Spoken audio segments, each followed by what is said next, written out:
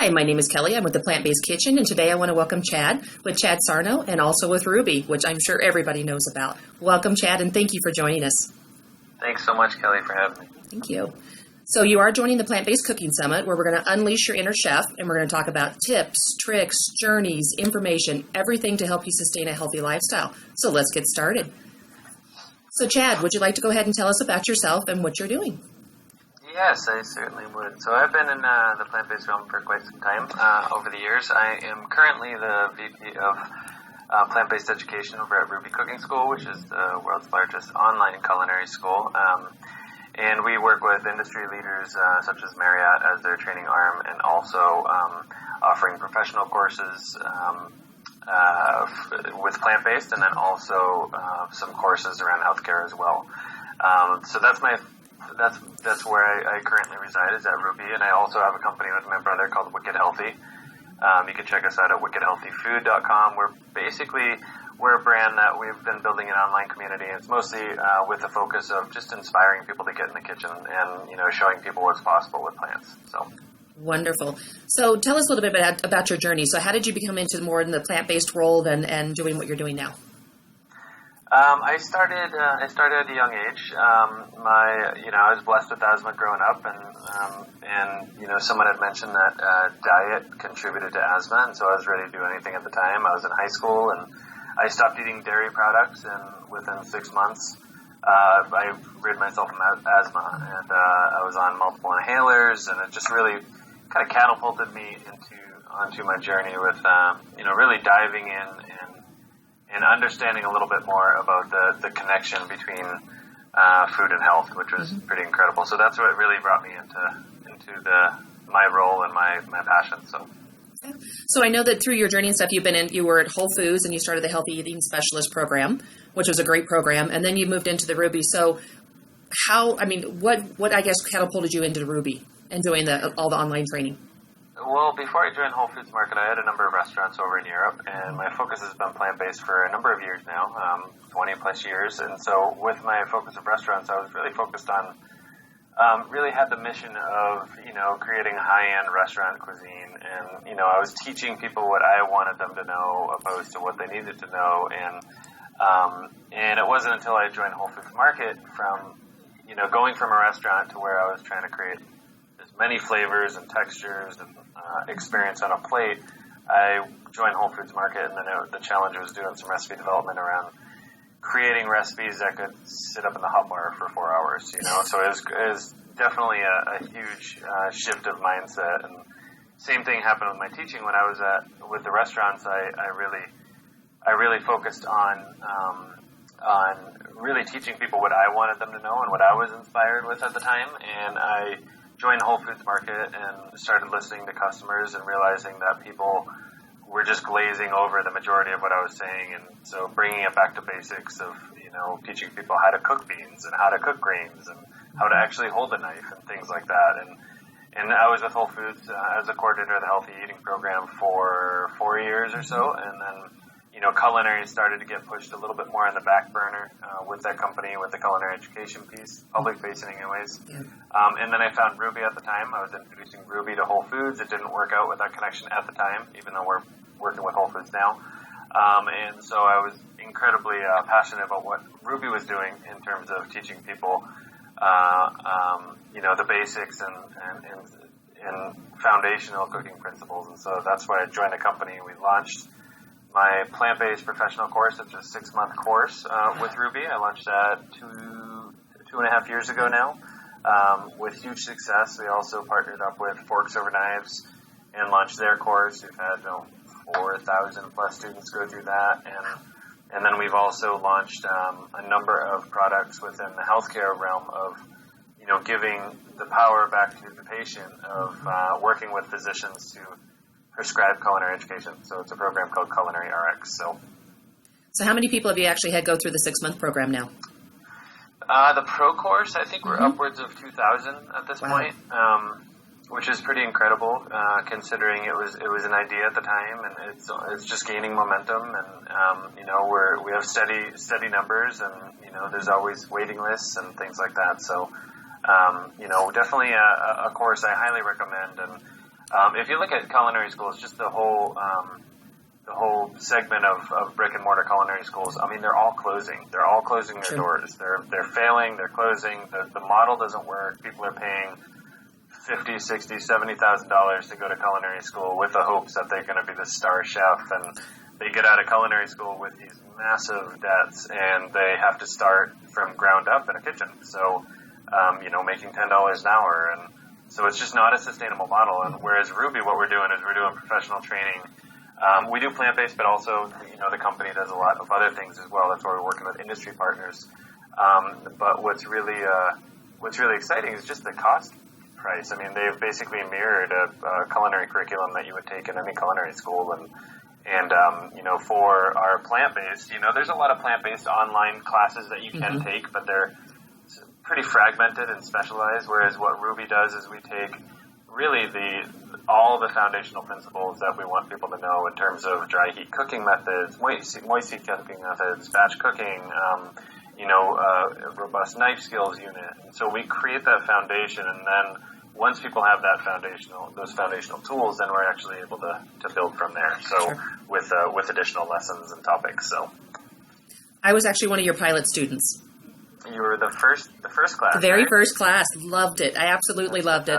And I would say for anybody that is watching this and stuff, you should take that course. And just, even if you think you have the knowledge of learning what plant-based is, and you think you know what all the grains are and how to cook everything and all the different recipes, you don't. It's because you learn so much. And there was always, especially in the reading and things, there was always tips and tricks. And then I loved some of the tips and tricks and stuff you put into the recipes. It was fabulous. Yeah, thank you very much, Kelly. And it's one of those things that it's certainly evolved over the years based on student feedback, and we've only refined it more and more. And we have the cool thing about the course is we have a full range of demographics when it comes to skill level. So we have people who are just starting to cook or just starting to take their health into their own hands, and then we have executive chefs taking the course, and we have healthcare professionals taking the course, and culinary educators taking the course. And like you said, I mean, it's, even a lot of the very experienced veteran chefs that are taking the course, they're like, oh shoot, I wasn't taught this in culinary school, because it's just assumed that you know how to saute, or how to bring up a pan to proper heat, or how to curl your knuckles when it comes to, using a knife, and things that we really take advantage of, and so, if you look at in general of just navigating a recipe. I mean, you can pass a recipe to 10 different people, and you're going to get 10 different results, following the exact same recipe, because everybody's going to translate those basic cooking methods very differently. So that's something that we really focus on, is the technique rather than the recipes, and we just use the recipes to actually emphasize the technique that we're teaching. So I was actually one of your pilot members and stuff also for the Forks Over Knives and the Plantrition. So I think I've done pretty much all of your courses. I'm a huge follower of you, so I love your courses, and I like the information that you share, especially when you do the live events. So, thank you, Kelly. I appreciate that. And I'm still a member. So, excellent. Well, we the next one you get on your list is pastry now. So. I did see that. That's going to be wonderful. Thank you. Thank you. So, talking about tips and tricks, what are 3 of your top tips and tricks? And it could be around the cooking or helping to sustain a healthy lifestyle.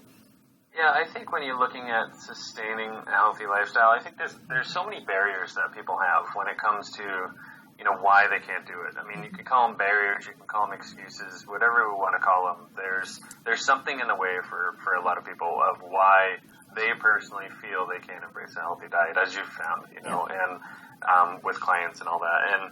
And one of the things is, I think you got to just really break it down to the basics. For us to step aside and assume we know nothing, and we're stepping out of the fast food line where we've been standing every day for every meal, and we're now told that we got to take our health into our own hands, and we need to learn to cook, and we need to learn to eat. And that's extremely intimidating for people that are in that mindset. And so I think breaking it down to the basics of even teaching people how to shop. I mean, it starts with knowing how to navigate around a store. I mean, I can't tell you how many times in Whole Foods, our health eating specialists have been, we had health eating specialists, that they're just literally holding people's hand around the store and teaching them, this is where you get this is the bulk department, this is what you find here, this is the produce, these are where you can find the organics, here's how you get some beans and grains and dry goods and things like that. And so understanding how to shop, I think, is the first and foremost step to embracing a healthy diet successfully. And it also breaks down that barrier of affordability, because so many people use that lame excuse of like, oh, I can't eat healthy because it's too expensive. And if you look at the standard American diet of being over 70% processed foods, and you think organic means healthy, because a lot of people that translates to means healthy. So if you're shopping, let's go to a Whole Foods or any other natural food store, you're still eating a 70% processed diet. It's going to be way more expensive than a standard American diet, because you're still eating processed organic food. But if you shop the perimeter of the store, which is the produce department, the bulk department, and then going the center of the store only for the condiments and things that you need and convenience foods that you need, then you're shopping for pennies, really. I mean, grains and beans and greens being the base of your diet is incredibly affordable. So knowing how to shop, knowing how to choose fresh vegetables and, how to choose freshness and how to choose organic, and shopping locally whenever you can, supporting your local farms. And, I think that's the first tip or, suggestion I would make for anybody adopting a healthier diet. Perfect. And then the second one, because there's a couple that I would like to give here. The second one would be getting organized. I think that's incredibly important for any successful cook. And that's, again, if you look at some of the excuses that people have, cooking for a lot of people, as you know, Kelly, is incredibly stressful, and if you think of how a person who doesn't usually cook will step foot in the kitchen and make a dish, this is typically how it rolls out. So they start up a pan, they grab something out of the fridge, they start chopping. Let's say they're making a stir fry. They start chopping it. Okay, the pan is getting hot. They throw in the oil and they throw one vegetable in there. They're like, shoot, I need some more. They start chopping. Meanwhile, the vegetable's burning in the pan. Then they're like, I need rice. So they go into the cupboard trying to get the rice. They put the rice on, even though it's going to take half hour longer than the stir fry. And they put the rice on, and they're running around. They chop the vegetables. They finally got it on the pan. Things are cooked unevenly. And then they're like, shit, I need a sauce. And so they end up finding a sauce. And it's stressful. It's this whole ordeal that's like, if you're not organized, it gives me anxiety just talking through that. You know what I mean? Like, whereas when you go into a kitchen, and I mean, how much we drill this into all of our students is mise en place, and when you go in and you set yourself up. Sorry, I have a cat on my desk now.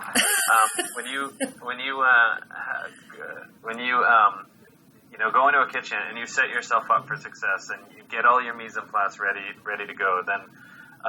That's setting you up for success, and you're getting all of your ingredients ready to go. Your cans are open if you're using them. Your vegetables are diced. Your onions are diced. Your garlic's minced. Your sauce is in a little jar ready to go in the pan, and your rice is on the burner, That way you can really pay attention and be present when you're cooking, and that's the greatest, I think, lesson for me. Like every day, like I look at cooking as therapy for me, because it is my meditation. I go in there and if I come home really stressed out from work, I go immediately to start cooking something, because it really relieves my stress. It puts me in that mindset because I'm incredibly present with the ingredients that I'm working with, and that's the way we got to look at cooking, and that makes it so much more less stressful and enjoyable in the process. So getting organized, setting the tone in your kitchen is really important.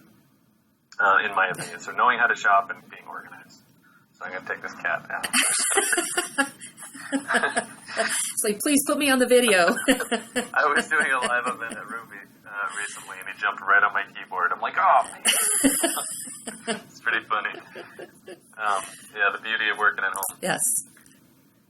And then the third tip, another trick or tip, would be batch cooking. And this is something also with all of our courses that we really teach is batch cooking. It's a restaurant term, and it's basically thinking ahead. And a lot of people look at it as stretching meals. It's not eating leftovers. That's a whole different thing. It's not making a big thing of lasagna and then eating it for 5 days, which that's a great way of batch cooking too, but. Batch cooking is, you can break this down into single ingredients when it comes to prepping, or you can break it into single ingredients being cooked, or base sauces, or base recipes. And, if you go into a restaurant, they're batch cooking for, 8 8 different services, right? For 3 or 4 days. And so you got to kind of look at your kitchen as such. So if you want to make it easier during the work week for you, and another excuse people have is time, right? So people have the fear of cooking, people have the fear of affordability, and the fear of the whole time thing. And if you're setting yourself up with batch cooking, having some grains, some beans, some vegetables that are already prepped in the fridge, some sauces made, some base dressings, then cooking is so much faster. You know what I mean? You can come home, you can pull out all these ingredients, you're already organized, your mise en place for the week is almost done, and then it just makes it way more enjoyable, you know. And I like to set a few hours aside a week, maybe on a Sunday or something, and I just love to cook. I'll spend the day cooking after I go to the market. I'll prep a lot of my vegetables. I'll wash all my greens and spin them, and and just get ready to cook during the week. That way you have much faster meals. So if I opened up your refrigerator and I looked in for batch cooking on a Sunday and stuff, what would we see? What would be some of your most favorite ingredients that you have in there? Always a pot of beans. Okay. I always have some beans. I'll always make a soup on a Sunday, and then I'll freeze some for the week because I'm not always home for dinner. So my wife will pull something out for the kids. I have 2 kids, and then beans, certainly. Grains, I'll always cook a grain in advance. So if I'm making brown rice or white rice or buckwheat or something like that, or millet or things like that, I can actually use them in multiple uses. So for example, when I say stretching meals, so a pot of beans can be made 6 different applications plus, right? So the first day, beans and rice. Next day, I can put them in a soup. Next day after that, I can strain them and put them in a salad, season them up. The next day after that, I can whip them up with some roasted garlic, have a spread. It's the same thing with rice. You can, as is one day, and next day you can put it in a soup. You can make a rice salad. You can, make a stir-fried rice. You can, stuff chard leaves with it and season it up. And so, lots of creative ways to use these single ingredients. And so definitely rice, definitely beans. I roast or grill some vegetables. If it's a nice day, I'll grill some vegetables to have out there. I'll, poach some potatoes, some small potatoes, so I can make those in the morning for my daughter before school. And then I'll have some sauces. I'll have some base sauces. I always have an Asian vinaigrette style in there that I can either use to top steamed vegetables and rice, or I can add some cornstarch in it and make it more of a sauce for the stir fry itself. So things like that that are going to make it easier. Some of my favorite things, and this is another thing when people, a lot of people when they start to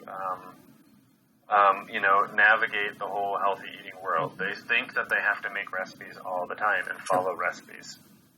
And it's great to do that, but I know people who are just constantly looking at recipes, and they're great to get inspiration, but following them to the T, they're a formula. They're simply a formula. And so finding a recipe that works for you is fantastic. It's okay to eat the same thing 3 times a week, 4 times a week. It's totally fine. If that works for you, then certainly do that. And, find things that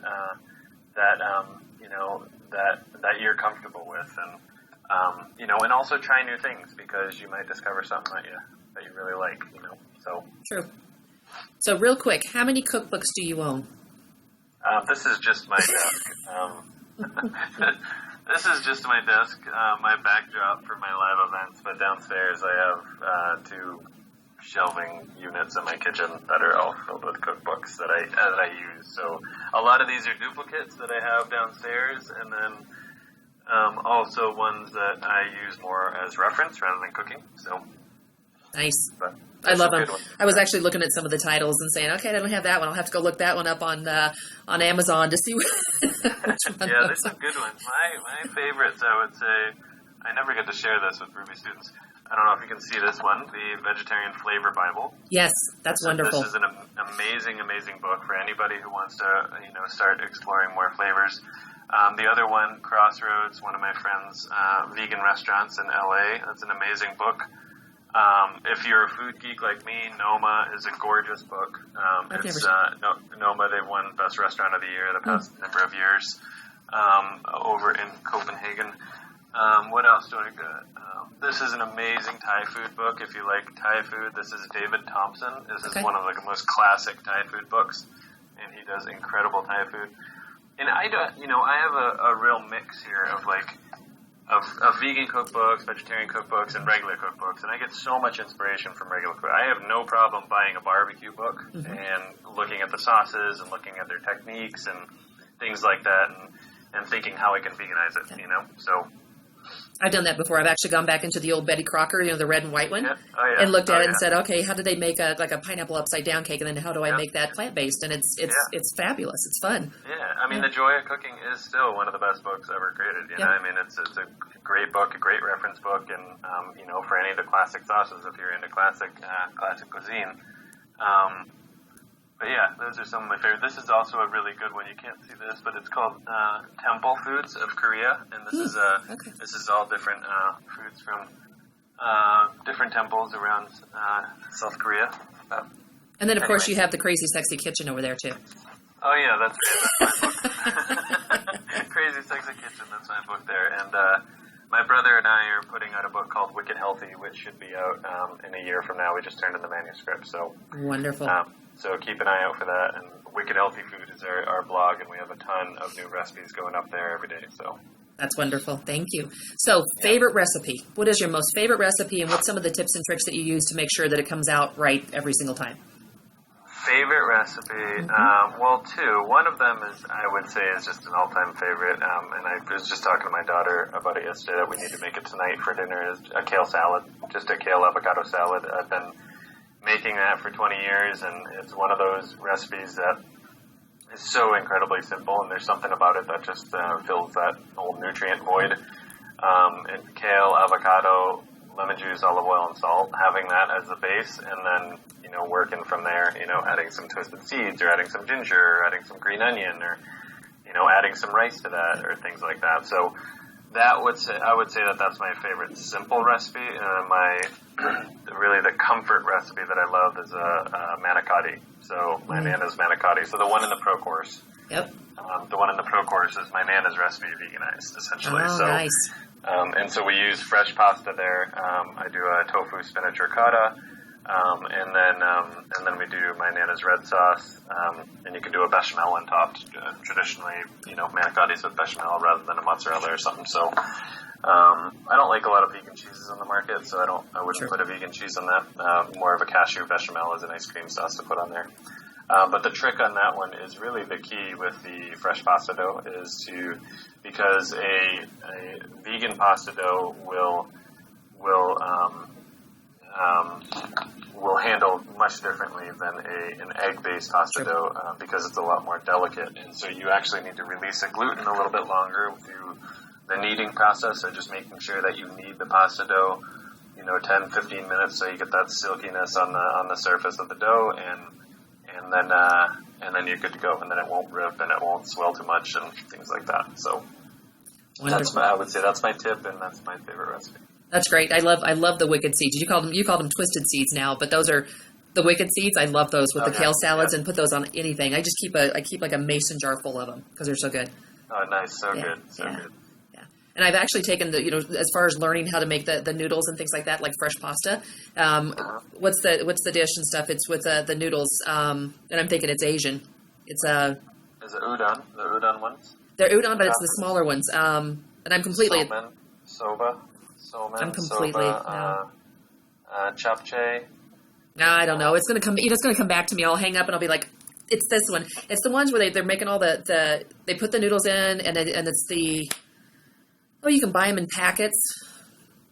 Is it the vermicelli? That one? Yeah, maybe it is. I can't remember. It won't. Like I said, it won't come back. It'll come back to me. But I make them homemade that way, and I put them in little nests and things, and they're absolutely wonderful. Nice. And you run them through. Fantastic. So I appreciate learning how to make pasta because anytime if you go, like I have an Italian chef friend, and I'm like, I make pasta without eggs, and he's like, he just looks at me like, yeah, that doesn't work, but it does. It's really wonderful. It does. It works really well. Yep. So very surprising. Perfect. So. Future. What's your future look like, and what are some of your plans that you could share with us? Well, very exciting times actually. Unfortunately, there's a lot I can't share, but people will know very soon in the coming months and some exciting things that I'm up to. But One, I turned in my manuscript, so Wicked Healthy, we're going to be building that brand a ton, so you'll start seeing that brand around. The other one is I'm opening a restaurant in Belgrade next week, actually. So I was just telling you that. So I fly this weekend to Belgrade for the opening. I've been working on this restaurant project with some investors over there. It's called Mandala. It's not a fully plant-based restaurant, but it's probably 90% vegan. It would be. So it's new. The whole organic agriculture is new there, and so it's much bigger than a restaurant. It's more of like really a movement of organic movement over there, and this is going to be a showcase for it. So there's that, and the other projects can't really quite share, but I'll be able to share in about a month and a half. So when things are all buttoned up. So everything's very exciting, and with Ruby, things are always growing and very exciting. I mean, we have new courses that we launched. We launched the Essential Vegan Baking course, which is one of my friends, Fran Costigan, amazing vegan pastry chef. She launched that course. So the only vegan pastry course online that's available, and it's through Ruby. And for everybody to know, Ruby is ROUXBE.com,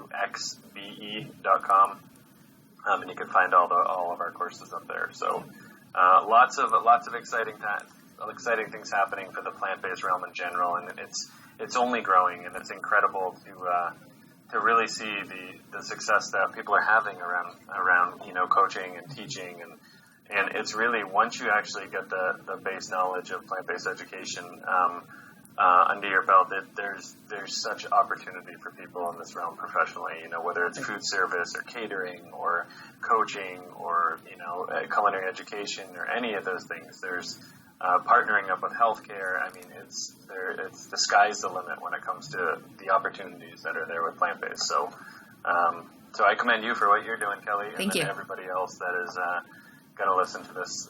I hopefully that you continue to share your passions as well. So what's one of the feature the recipes and stuff that at Belgrade? So the restaurant, what is like the feature? I would say that it's because it's very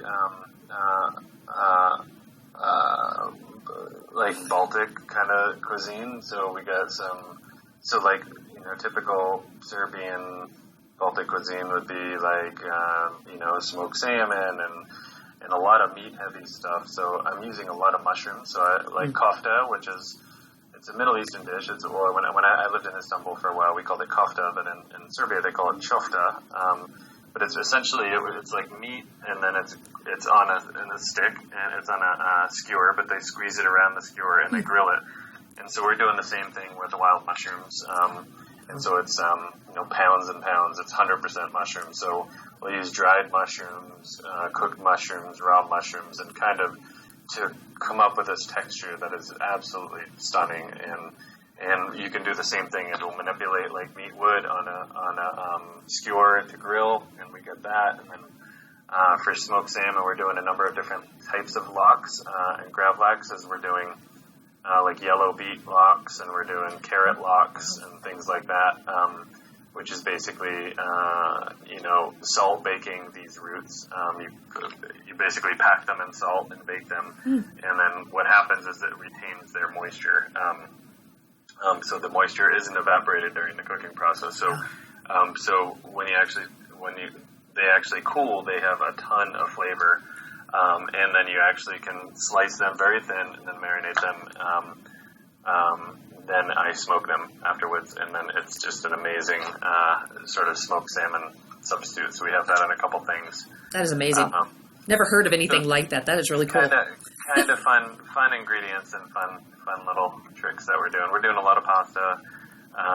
So we'll do the vegan pasta as a base. We'll do some comfort dishes of risotto and things, and then also because mushrooms are big, there's a lot of mushroom growers out there, and wild forage mushrooms that we're doing, like these mushroom steaks that we do. So we'll take clustered mushrooms such as oyster or maitake mushrooms and press them with a brick so they condense, and then we'll use that as sort of a fillet and grill it and barbecue it and all that. And all of those mushroom recipes you can find on wickedhealthyfood.com. So there's tons of videos up there about how to work with wild mushrooms. So that is cool.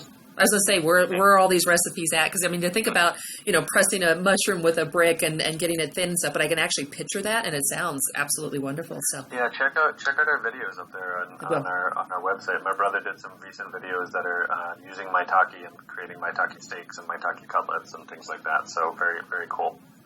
Thank you for being innovative. Thank you. Appreciate it. So is there anything else that you would like to be able to share with us today? No, aside from check out ruby.com/plants for all the courses, and also you can check out wickedhealthyfood.com and my website if you want to get on my newsletter, chadsarno.com. So we definitely will do that. And then thank you for your time and invitation, Kelly. Thank you. So thank you, everybody, for joining the Plant-Based Cooking Summit today. So stay tuned for more tips, tricks, journeys, and information, and we'll talk to you soon. Thanks.